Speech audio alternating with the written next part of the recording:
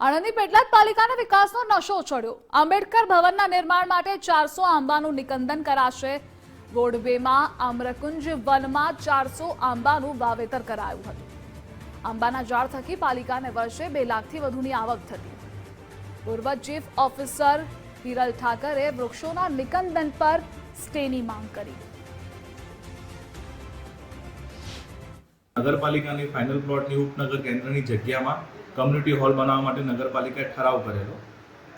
એ total જગ્યા 1100 square metre છે। એની માત્ર 10% જગ્યામાં એટલે કે 110 સ્ક્વેર મીટર જગ્યામાં નગરપાલિકા કમ્યુનિટી હોલ બનાવવા માટે ઠરાવેલ છે।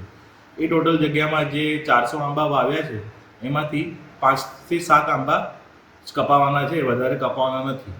અમને પણ પર્યાવરણ માટે પ્રેમ છે। આ 400 આંબા જે કાપીને જે કંઈક ડેવલપ કરવાની વાત ચાલે છે, તો મને યાદ છે ત્યાં સુધી એ જે વિસ્તારમાં જે 400 આંબા નગરપાલિકાએ જે તે ટાઈમમાં એના જે સીઓ હતા એમની મહેનતથી રોપેલા હતા અને એને આપણાને ઘણો એનો ફાયદો પણ થયો છે। અને એક પ્રકૃતિ પ્રેમી તરીકે હું એવું કહું કે ભાઈ વૃક્ષ આંબાનું હોય કે વડનું હોય એને કાપવું ના જોઈએ। સરકાર આમાં વૃક્ષો રોપવા માટે વર્ષે લાખો રૂપિયા ખર્ચો કરતી હોય અને કોઈ હેતુ માટે તમારે કાપવું હોય તો એ હેતુ માટે આપણા વિસ્તારમાં ઘણી એવી જગ્યાઓ છે કે હેતુ ફેર કરીને એ જગ્યા પર